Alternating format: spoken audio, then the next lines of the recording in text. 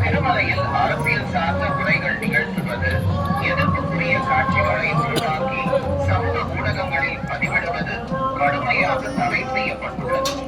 விதிமுறைகளை மீறினால் சட்டப்படி நடவடிக்கை எடுக்கப்படும் என திருமலை திருப்பதி தேவஸ்தானம் எச்சரிக்கிறது.